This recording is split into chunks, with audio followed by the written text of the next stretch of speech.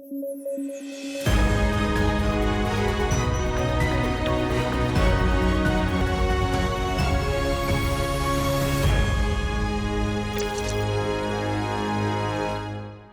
News at 9 programme में आपका स्वागत है। मैं हूं अमृत उपाध्याय। आइए जल्दी से देखें आज की हेडलाइंस। 29 पुराने लेबर कानूनों को हटाकर सरकार लेकर आई 4 नए लेबर कोड। सरकार का दावा है कि इससे मिलेगी मजदूरों को ज्यादा सुरक्षा। विपक्ष का कहना है नए कोड से कमजोर हो जाएंगे नौकरी, वेतन और अधिकार। इथोपिया का हेली गुब्बी ज्वालामुखी सुर्खियों में 10,000 साल बाद हुआ है इसमें विस्फोट। वैज्ञानिकों का मानना है तेज हो रही है अफ्रीका की टेक्टोनिक प्लेट्स के खिसकने की प्रक्रिया।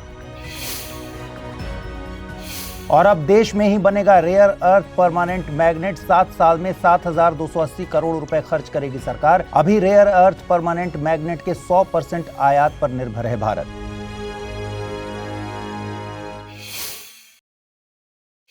आइए शुरू करें। दोस्तों, भारत के नए लेबर कोड आज देश की सबसे बड़ी बहसों में से एक बन चुके हैं। हाल ही में सरकार ने 29 पुराने लेबर कानूनों को हटाकर उन्हें 4 नए कोड में तब्दील कर दिया है, बदल दिया है। सरकार का दावा है कि इससे मजदूरों को ज्यादा सुरक्षा, बेहतर वेतन और आसान नियम मिलेंगे। सरकार कहती है कि पुराने कानून इतने उलझे हुए थे कि न कंपनियां समझ पाती थी, न मजदूरों को उनका पूरा लाभ मिल पाता था। नए कोड इस जटिल व्यवस्था को सरल बनाते हैं, आसान बनाते हैं। नए कानून में कागजी काम घटता है, वेतन और न्यूनतम मजदूरी की गारंटी बढ़ती है और महिलाओं को बराबरी के अधिकार मिलते हैं। इसके अलावा ग्रेच्युटी अब 5 साल नहीं बल्कि सिर्फ 1 साल की नौकरी पर मिल सकती है। वहीं नए कानून में गिग वर्कर्स जैसे ओला, उबर ड्राइवर, फूड डिलीवरी एजेंट्स को पहली बार आधिकारिक रूप से पहचान मिली है। सरकार का तर्क साफ है कि इससे मजदूरों के लिए सुरक्षा का दायरा बढ़ेगा और उद्योग के लिए व्यवस्था आसान हो जाएगी। लेकिन मजदूर संगठन इस पूरी कहानी को अलग तरीके से बता रहे हैं, देख रहे हैं। उनका कहना है कि इन कोड से नौकरी की सुरक्षा सबसे ज्यादा खतरे में पड़ गई है, क्योंकि पहले 100 से ज्यादा मजदूर वाली फैक्ट्री को बंद करने या मजदूरों को निकालने के लिए सरकार की मंजूरी जरूरी थी, लेकिन अब यह सीमा बढ़ाकर 300 कर दी गई है। मजदूर संगठनों का आरोप है कि इससे मालिकों को मनचाहे फैसले लेने की खुली छूट मिल जाएगी। वे ये भी कहते हैं कि हड़ताल अब लगभग असंभव हो गई है, क्योंकि किसी भी हड़ताल से 60 दिन पहले नोटिस देना अनिवार्य कर दिया गया है और अगर नोटिस में कोई गलती हुई तो हड़ताल गैर कानूनी मानी जाएगी। वहीं काम के घंटे बढ़ने की भी आशंका जताई जा रही है। कई संगठनों का कहना है कि कानून 8 घंटे की जगह 10 से 12 घंटे तक काम करवाने की गुंजाइश छोड़ देता है। साथ ही फिक्स टर्म जॉब बढ़ने से मजदूरों की नौकरी कभी भी खत्म करने का रास्ता खुल जाता है। इन सब के अलावा पुराने फैक्ट्री एक्ट में जो सजा का प्रावधान था वो अब ज्यादातर जगह जुर्माने में बदल गया है, यानी मजदूरों के मुताबिक मालिक पैसा देकर बच जाएगा लेकिन मजदूर नहीं बच पाएंगे। विपक्ष भी सरकार की लाइन से सहमत नहीं दिखता। कांग्रेस और कई अन्य पार्टियां कह रही हैं कि 29 कानूनों को सिर्फ 4 कोड में पैक कर देना सुधार नहीं है। विपक्ष का तर्क है कि देश के 90% असंगठित मजदूर जैसे दिहाड़ी कामगार, किसान, ड्राइवर, घरेलू नौकर इन कोड से वास्तविक सुरक्षा नहीं पा सकेंगे। उनकी बार्गेनिंग पावर कम हो जाएगी और उद्योगपतियों का प्रभाव बढ़ेगा। कांग्रेस ने 5 बड़ी मांगे भी रखी हैं और ये मांगे हैं पूरे देश में 400 रुपए न्यूनतम मजदूरी, राइट टू हेल्थ कानून, शहरों के लिए रोजगार गारंटी योजना, असंगठित मजदूरों को पूर्ण सोशल सिक्योरिटी और सरकारी विभागों में ठेका वाली नौकरी पर रोक। इस मुद्दे में सबसे बड़ा सवाल असंगठित मजदूरों पर असर का है। गौरतलब है कि भारत के 50 करोड़ कामगारों में से 90% असंगठित हैं। मजदूर संगठनों का कहना है कि इन कोड से इन पर नियंत्रण बढ़ेगा, अधिकार मांगना मुश्किल होगा और ठेकेदारी का दबाव बढ़ सकता है। कुल मिलाकर सरकार कह रही है कि नए लेबर कोड मजदूरों के जीवन को सुरक्षित और बेहतर बनाएंगे, जबकि मजदूर संगठन और विपक्ष का कहना है कि इन कोड से नौकरी, वेतन और अधिकार तीनों ही कमजोर हो जाएंगे। इधर प्रधानमंत्री नरेंद्र मोदी ने वीडियो कॉन्फ्रेंसिंग के जरिए स्काई रूट एरोस्पेस के नए इन्फिनिटी कैंपस का उद्घाटन किया और साथ ही कंपनी के पहले orbital launch vehicle Vikram 1 rocket का अनावरण भी किया। गौरतलब है कि यह नया कैंपस लगभग 2 लाख स्क्वायर फीट में फैला एक अत्याधुनिक स्पेस कॉम्प्लेक्स है, जिसे खास तौर पर रॉकेट्स को डिजाइन करने, डेवलप करने, असेंबल करने और टेस्ट करने के लिए बनाया गया है। इसकी क्षमता इतनी बड़ी है कि यहां हर महीने एक ऑर्बिटल रॉकेट तैयार किया जा सकता है। आपको बता दें कि स्काई रूट एरोस्पेस की स्थापना आईआईटी के पूर्व छात्र और इसरो के वैज्ञानिक पवन चंदना और भरत डाका ने मिलकर की थी। 2022 में इस कंपनी ने भारत का पहला निजी तौर पर विकसित sub orbital rocket Vikram S launch करके इतिहास बनाया था। इस उपलब्धि के बाद यह देश के निजी स्पेस सेक्टर का सबसे तेजी से उभरता हुआ खिलाड़ी बन गया है। अब बात करते हैं विक्रम 1 रॉकेट की। इसका नाम भारत के स्पेस प्रोग्राम के जनक विक्रम साराभाई के सम्मान में रखा गया है। यह स्काई रूट का पहला ऐसा ऑर्बिटल लॉन्च व्हीकल है जो किसी उपग्रह को धरती की कक्षा में स्थापित कर सकता है। आपको बता दें कि विक्रम-1 एक मल्टी स्टेज रॉकेट है जिसकी क्षमता लगभग 300 केजी पेलोड को लो अर्थ ऑर्बिट में पहुंचाने की है। इसकी पूरी बॉडी ऑल कार्बन फाइबर से बनी है जिससे यह हल्का, मजबूत और हाई परफॉर्मेंस वाला बन जाता है। इस रॉकेट में 3D प्रिंटेड लिक्विड इंजन्स लगाए गए हैं जो इसे तेज, किफायती और आधुनिक तकनीक वाला लॉन्च व्हीकल बनाते हैं। इसकी खासियत यह भी है कि यह एक ही मिशन में कई सैटेलाइट्स को अलग अलग कक्षाओं में स्थापित कर सकता है। इस क्षमता से भारत के निजी स्पेस लॉन्च सेक्टर को अंतर्राष्ट्रीय स्तर पर बड़ी मजबूती मिली है। दोस्तों, इथोपिया का अफार क्षेत्र दुनिया की सबसे गर्म, सबसे कठोर और सबसे अलग थलग जगहों में गिना जाता है और अब यही इलाका अचानक वैश्विक सुर्खियों में है। वजह है हेली गुब्बी ज्वालामुखी का वो विस्फोट जो पूरे 10,000 साल बाद हुआ। हैरानी की बात यह है कि आधुनिक इतिहास में इस ज्वालामुखी के किसी भी विस्फोट का रिकॉर्ड मौजूद नहीं है। इसलिए इसका अचानक सक्रिय होना वैज्ञानिकों के लिए उत्सुकता के साथ साथ चिंता का विषय भी है। आपको बता दें, हेली गुब्बी दानाकिल डिप्रेशन में स्थित एक शील्ड वॉल्केनो है। अब यह समझना जरूरी है कि शील्ड वॉल्केनो होता क्या है। देखिए, शील्ड वॉल्केनो धरती के सबसे बड़े ज्वालामुखियों में गिने जाते हैं। इनका आकार बहुत चौड़ा होता है लेकिन ढलान बहुत कम होता है, मानो किसी ने धरती पर एक विशाल ढाल बिछा दी हो। यह आकृति इनसे निकलने वाले बेसाल्ट लावा की वजह से बनती है। ये लावा बहुत पतला और तरल होता है, इसलिए विस्फोट आमतौर पर बहुत ज्यादा विस्फोटक नहीं होते। अचानक धमाके की बजाय ये लावा कई हजार साल तक धीरे धीरे बहता है और इसी प्रवाह से ज्वालामुखी चौड़ाई में फैलकर अपना रूप बनाता जाता है। वहीं तरल लावा दबाव को आसानी से बाहर निकाल देता है, इसलिए इन ज्वालामुखियों की ऊंचाई कम रहती है। अब शील्ड वॉल्केनोज के प्रमुख उदाहरणों की बात करें तो हवाई का माउना लोआ सबसे बड़ा शील्ड वॉल्केनो है। इसके पास माउना केवा है जिसे ऊंचाई के आधार पर सबसे विशाल शील्ड वॉल्केनो माना जाता है। वहीं हवाई का ही किलाउआ दुनिया के सबसे सक्रिय ज्वालामुखियों में शामिल है और निरंतर लावा एक्टिविटी की वजह से हमेशा सुर्खियों में रहता है। इसके अलावा अफ्रीका में एर्टा एले रेंज अपनी लगातार जलती लावा झीलों के लिए प्रसिद्ध है और हेली गुब्बी इसी वॉल्केनिक श्रृंखला के दक्षिणी छोर में स्थित है। अब हेली गुब्बी का अचानक सक्रिय होना इस बात का संकेत है कि दानाकिल क्षेत्र के नीचे भूगर्भीय हलचलें बहुत तेज हो रही हैं। आपको बता दें कि अफ्रीका की टेक्टोनिक प्लेट्स के खिसकने की जो प्रक्रिया चल रही है उसे ईस्ट अफ्रीकन रिफ्ट कहा जाता है। लंबे समय में यही प्रक्रिया महाद्वीप को दो हिस्सों में बांटेगी और अंततः एक नए समुद्र के जन्म का कारण बनेगी, ऐसी संभावना जताई जा रही है। हेली गुब्बी का विस्फोट इस पूरी भूवैज्ञानिक कहानी में एक बेहद महत्वपूर्ण और दिलचस्प संकेत माना जा रहा है। भारत सरकार ने 26 नवंबर 2025 को एक बड़ा निर्णय लिया। निर्णय यह है कि अब देश में ही rare earth permanent magnet REPM बनाने का पूरा सिस्टम तैयार किया जाएगा। इसके लिए 7280 करोड़ रुपए 7 साल में खर्च किए जाएंगे। गौरतलब है कि ये मैग्नेट इलेक्ट्रिक वाहन, mobile, laptop, missile system, jet engine, MRI मशीनें, विंड टर्बाइन यानी हर हाईटेक सेक्टर के लिए बहुत जरूरी होते हैं। डेटा बताता है कि आज भारत लगभग 4000 से 5000 टन मैग्नेट इस्तेमाल करता है, लेकिन अभी इन मैग्नेट्स का लगभग 100% आयात करना पड़ता है। यानी हम इन मैग्नेट के लिए पूरी तरह से विदेशों पर निर्भर हैं। लेकिन अब घबराने वाली कोई बात नहीं है क्योंकि इस नए कार्यक्रम के बाद यह निर्भरता लगभग शून्य हो जाएगी। आपको बता दें कि सरकार ने योजना के तहत 6000 टन प्रति वर्ष की मैन्युफैक्चरिंग क्षमता बनाने का लक्ष्य रखा है, जो कि हमारी खपत से कहीं ज्यादा है। यानी आने वाले समय में देश खुद को पूरा सप्लाई भी कर सकेगा और एक्सपोर्ट भी कर सकेगा। इस योजना की सबसे बड़ी बात यह है कि भारत पहली बार पूरा वैल्यू चेन देश में ही बनाएगा।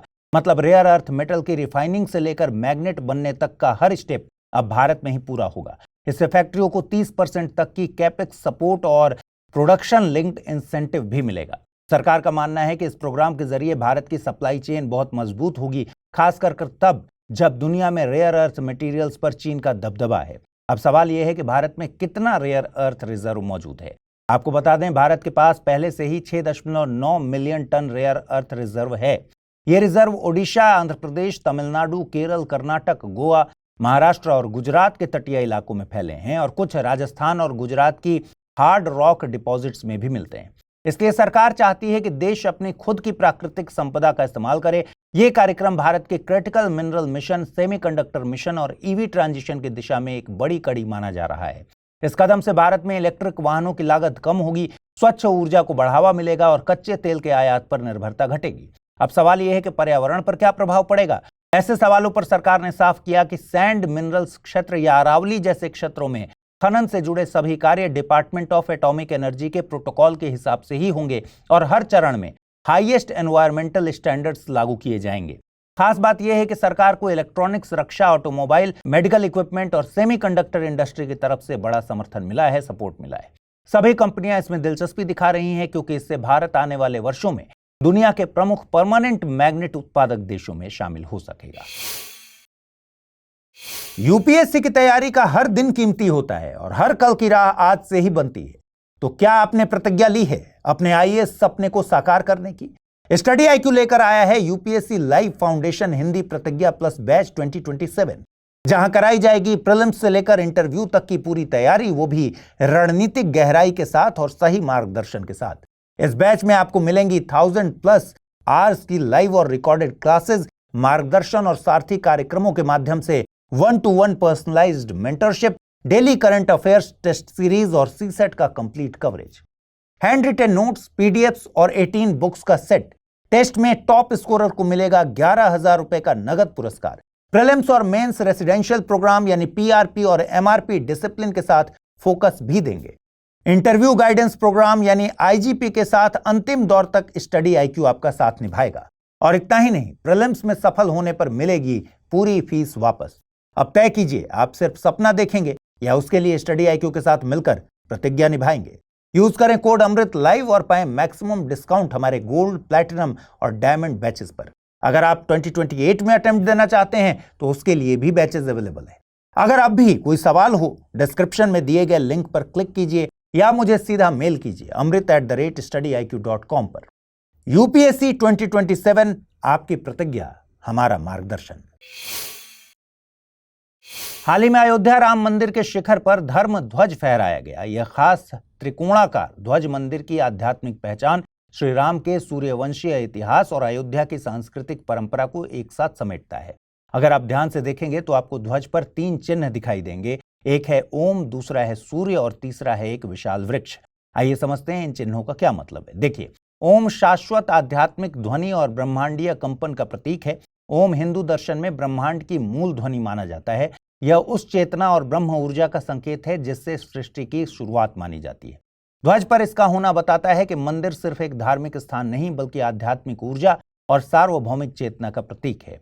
धर्म ध्वज पर बना सूर्य चिन्ह 2 बातें दर्शाता है। पहला, यह प्रकाश, ऊर्जा और सत्य का प्रतीक है और दूसरा अर्थ यह है कि भगवान श्री राम का वंश सूर्य वंश था, इसलिए यह चिन्ह उनकी राजवंशीय विरासत का गहरा प्रतीक माना जाता है। मंदिर के ध्वज पर सूर्य का होना इस दिव्य परंपरा को सम्मान देने जैसा है। वहीं वृक्ष का नाम है कोविदार वृक्ष। कोविदार वृक्ष के बारे में माना जाता है कि ऋषि कश्यप द्वारा मंदार और परिजात वृक्ष को मिलाकर इसे बनाया गया था।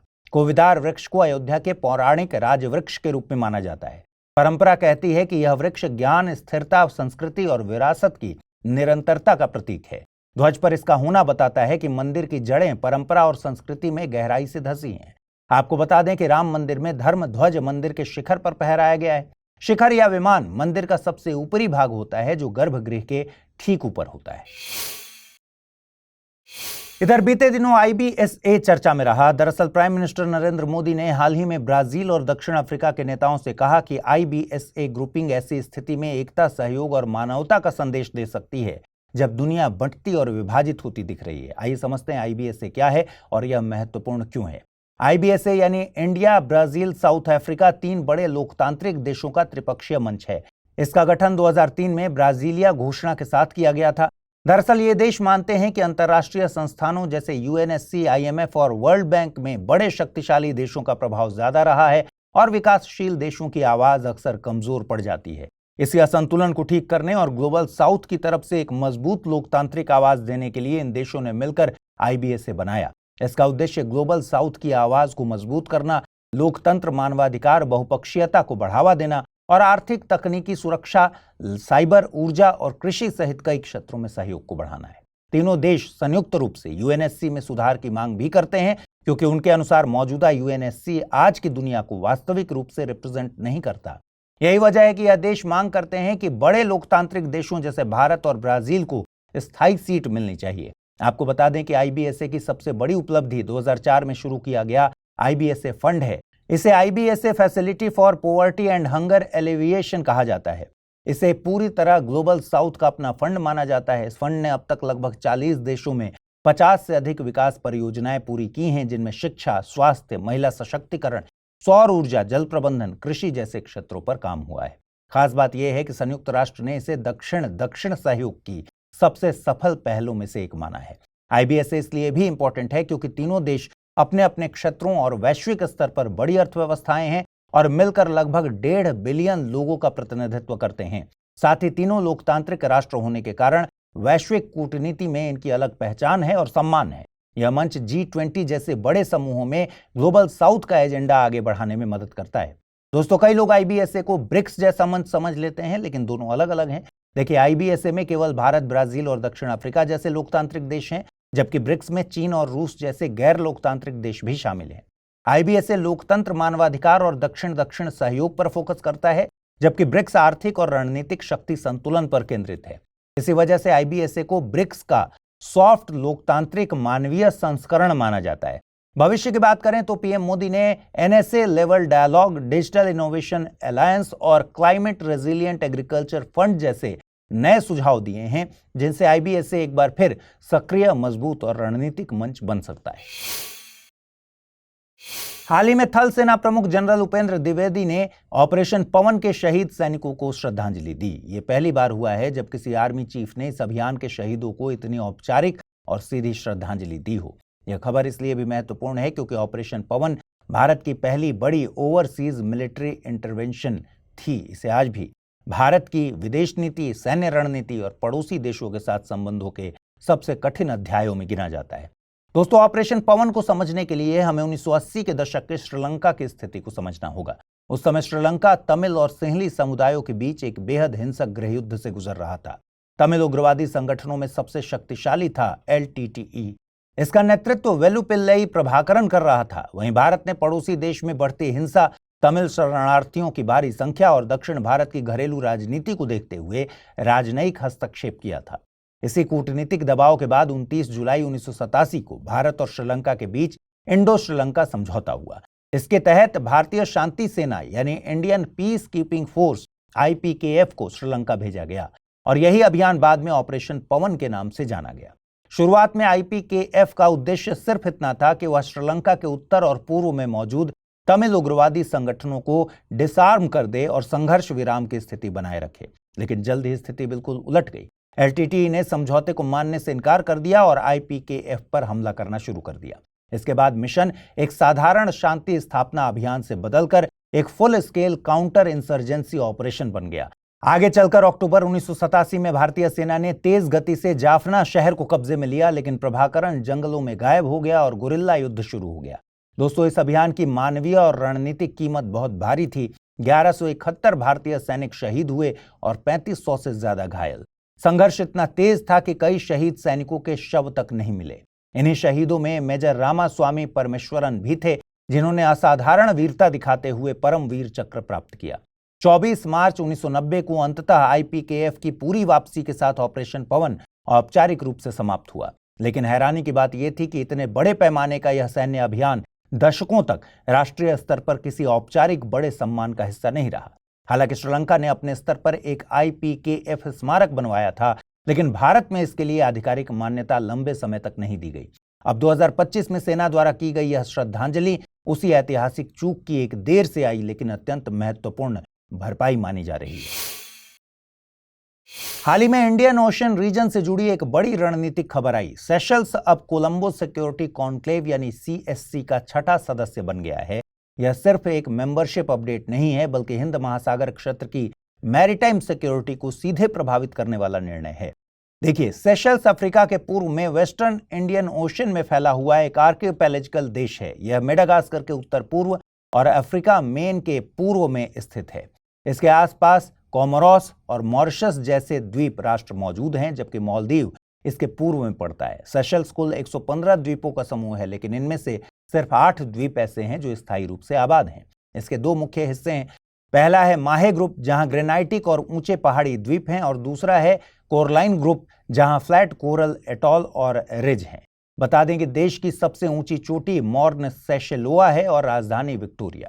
अब बात करते हैं उस ग्रुपिंग की जिसमें सेशल्स को शामिल किया गया। इसका नाम है कोलंबो सिक्योरिटी कॉन्क्लेव CSC। ये हिंद महासागर क्षेत्र की एक महत्वपूर्ण सुरक्षा संरचना है जिसमें अब भारत, बांग्लादेश, श्रीलंका, मालदीव्स, मॉरिशस और सेशल्स शामिल हैं।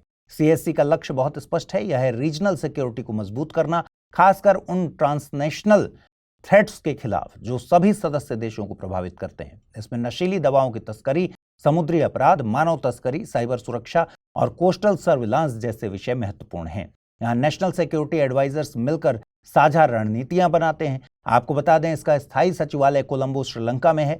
सेशल्स का सीएससी में शामिल होना सिर्फ एक सिंबॉलिक स्टेप नहीं है, यह हिंद महासागर में भारत की मैरीटाइम आउटरीच को और मजबूत करता है, दक्षिण पश्चिम हिंद महासागर में सर्विलांस कैपेबिलिटीज को बढ़ाता है और ब्लू इकोनॉमी और समुद्र आधारित सुरक्षा सहयोग को आगे बढ़ाता है। हाल ही में दक्षिण पश्चिम बंगाल की खाड़ी में एक बड़ा तूफान बना, इसे साइक्लोन दितवाह कहा जा रहा है। मौसम विभाग का कहना है कि यह तूफान उत्तर पश्चिम दिशा में बढ़ेगा और 30 नवंबर तक तमिलनाडु के उत्तरी हिस्सों, पुदुचेरी और दक्षिण आंध्र प्रदेश के तटीय इलाकों के पास पहुंच सकता है। आइए दोस्तों समझते हैं कि यह साइक्लोन कैसा है और यह कैसे बनता है। देखिए, ये साइक्लोन इस तरह बनता है कि गर्म समुद्र से इसकी प्रक्रिया शुरू होती है। जब समुद्र के पानी का तापमान 26 से 27 डिग्री सेल्सियस से ज्यादा होता है तो यही गर्मी समुद्र की सतह की हवा को बहुत गर्म बनाकर इसे ऊपर उठाती है। जैसे ही यह गर्म हवा ऊपर जाती है, उसके नीचे खाली जगह बनती है जिसे लो प्रेशर एरिया कहते हैं, और आसपास की ठंडी हवा तेजी से उस खाली जगह को भरने के लिए अंदर खिंचती चली आती है। यही वह शुरुआती बिंदु है जहां से साइक्लोन का बीज पड़ता है। ऊपर उठती गर्म और नमी से भरी हवा जब ऊंचाई पर पहुंचकर ठंडी होती है तो वह कंडेंसेशन करती है। इससे बड़े बड़े क्यूमुलोनिम्बस बादल बनते हैं और बारिश होती है। अब आगे इस कंडेंसेशन से निकलने वाली लेटेंट हीट तूफान को और अधिक ऊर्जा देती रहती है, जिससे यह सिस्टम लगातार ताकत जुटाता रहता है। वहीं पृथ्वी के घूमने से बनने वाली कॉरियोलिस फोर्स इस हवा को घुमाने लगती है और उसी वजह से हवा गोलाकार चक्र में घूमती है और साइक्लोन का विशिष्ट स्पाइरल आकार बनता है। उत्तरी गोलार्ध में यह एंटी क्लॉकवाइज में और दक्षिणी गोलार्ध में क्लॉकवाइज घूमता है। अब जैसे जैसे लो प्रेशर और गहराता है, हवा और तेजी से अंदर खींचती है, बादल ऊंचे और घने होते जाते हैं, बारिश बढ़ती जाती है और यह सिस्टम डिप्रेशन से डीप डिप्रेशन और फिर साइक्लोनिक स्टॉर्म में बदल जाता है। आपको बता दें, एक विकसित साइक्लोन के बीच में एक शांत क्षेत्र बनता है जिसे आई ऑफ द साइक्लोन कहते हैं। यहाँ हवाएं लगभग नहीं चलती हैं, जबकि इसके चारों तरफ आई वॉल बनती है जहां तूफान सबसे खतरनाक होता है। सबसे तेज हवाएं, सबसे भारी बारिश और सबसे ज्यादा विनाशकारी ताकत इसी हिस्से में होती है। आगे जब साइक्लोन समुद्र छोड़कर जमीन पर आता है, यानी लैंडफॉल करता है, तो उसे गर्म पानी की ऊर्जा नहीं मिलती, नमी कम हो जाती है और जमीन से फ्रिक्शन बढ़ जाता है, जिससे साइक्लोन धीरे धीरे कमजोर होने लगता है। अब रही साइक्लोन की दिशा की बात, तो यह ट्रेड विंड्स, वेस्टर्लीज और आसपास के हाई लो प्रेशर सिस्टम तय करते हैं और इसी कारण भारतीय महासागर में बनने वाले साइक्लोन आमतौर पर उत्तर पश्चिम दिशा की ओर बढ़ते हैं। यूपीएससी की तैयारी का हर दिन कीमती होता है और हर कल की राह आज से ही बनती है। तो क्या आपने प्रतिज्ञा ली है अपने आईएएस सपने को साकार करने की? स्टडी आईक्यू लेकर आया है यूपीएससी लाइव फाउंडेशन हिंदी प्रतिज्ञा प्लस बैच 2027, जहां कराई जाएगी प्रीलिम्स से लेकर इंटरव्यू तक की पूरी तैयारी, वो भी रणनीतिक गहराई के साथ और सही मार्गदर्शन के साथ। इस बैच में आपको मिलेंगी 1000+ आवर्स की लाइव और रिकॉर्डेड क्लासेस, मार्गदर्शन और सारथी कार्यक्रमों के माध्यम से 1-to-1 personalised mentorship, daily current affairs test series और सीसेट का complete coverage, handwritten notes, PDFs और 18 बुक्स का सेट। टेस्ट में टॉप स्कोरर को मिलेगा 11,000 रुपए का नगद पुरस्कार। प्रीलिम्स और मेंस रेसिडेंशियल प्रोग्राम यानी पीआरपी और एमआरपी डिसिप्लिन के साथ फोकस भी देंगे। इंटरव्यू गाइडेंस प्रोग्राम यानी आईजीपी के साथ अंतिम दौर तक स्टडी आईक्यू आपका साथ निभाएगा। और इतना ही नहीं, प्रीलिम्स में सफल होने पर मिलेगी पूरी फीस वापस। अब तय कीजिए, आप सिर्फ सपना देखेंगे या उसके लिए स्टडी आईक्यू के साथ मिलकर प्रतिज्ञा निभाएंगे। यूज करें कोड अमृत लाइव और पाएं मैक्सिमम डिस्काउंट हमारे गोल्ड, प्लैटिनम और डायमंड बैचेस पर। अगर आप 2028 में अटेम्प्ट देना चाहते हैं तो उसके लिए भी बैचेस अवेलेबल है। अगर अब भी कोई सवाल हो, डिस्क्रिप्शन में दिए गए लिंक पर क्लिक कीजिए या मुझे सीधा मेल कीजिए amrit@studyIQ.com पर। यूपीएससी 2027, आपकी प्रतिज्ञा हमारा मार्गदर्शन। दोस्तों, अगली खबर एक बहुत बड़ी पारिस्थितिक तबाही की है। निंगालू रीफ में अब तक की सबसे लंबी और तेज अंडर वाटर हीटवेव रिकॉर्ड हुई। हीटवेव 300 मीटर गहराई तक पहुंच गई, जो इससे पहले कभी नहीं हुआ था। इस हीटवेव ने रीफ के लगभग 70% कोरल्स को मार दिया। आपको बता दें कि वैज्ञानिकों ने अगस्त 2024 से मई 2025 के बीच भारी कोरल ब्लीचिंग देखी थी।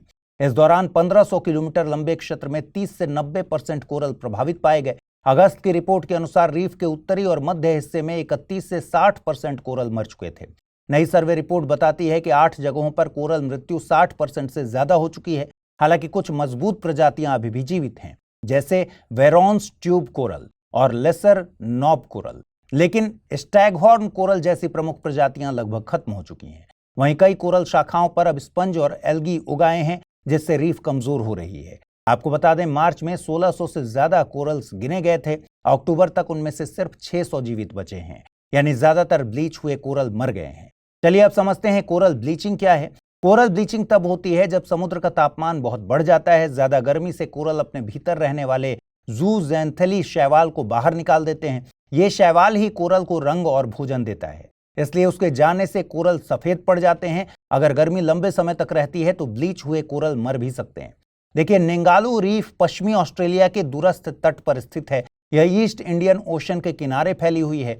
यह ऑस्ट्रेलिया की सबसे बड़ी फ्रिंजिंग कोरल रीफ है। फ्रिंजिंग कोरल रीफ वो रीफ्स होती हैं जो किसी तट के बिल्कुल पास बनती हैं। यह समुद्र किनारे की सबसे आम और सबसे उथली कोरल रीफ होती है, जो जमीन से लगभग जुड़ी हुई दिखाई देती है। आपको बता दें, निंगालू कोरल रीफ की लंबाई लगभग 300 किलोमीटर है। यह दुनिया के सबसे साफ और सुरक्षित कोरल रीफ में गिनी जाती है। हालांकि इसकी चौड़ाई बहुत कम है और कुल क्षेत्र सिर्फ लगभग 50 स्क्वायर किलोमीटर है। लेकिन इस रीफ में टेम्परेट और ट्रॉपिकल दोनों तरह की समुद्री प्रजातियां मिलती हैं। यहाँ 250 तरह के कोरल मिलते हैं, जिनमें से 200 हार्ड कोरल हैं। इसके अलावा यहाँ 500 से ज्यादा मछलियों की प्रजातियां हैं। बड़ी समुद्री प्रजातियों में manta rays, whale shark, humpback whale, potato cod, dugong और सी टर्टल शामिल हैं। ये जगह स्कूबा डाइविंग के लिए बहुत प्रसिद्ध है। यही कारण है कि निंगालू रीफ यूनेस्को के विश्व धरोहर सूची में भी शामिल है। आपको बता दें, कोरल रीफ दुनिया की 1/3 समुद्री जीवों को सहारा देती हैं, इसलिए इतनी बड़ी मौत समुद्री जीवन पर बड़ा असर डालती है। दोस्तों, क्या आपको फुजीवारा इफेक्ट के बारे में पता है? दरअसल मौसम विभाग ने बताया है कि आने वाले समय में बंगाल की खाड़ी में 2 अलग अलग साइक्लोनिक सिस्टम्स बन सकते हैं और सबसे अहम बात यह है कि इन दोनों के बीच फुजीवारा टाइप इंटरेक्शन होने की संभावना है। इसी कारण दक्षिण और दक्षिण पूर्व एशिया के करोड़ों लोग अब अलर्ट मोड में हैं।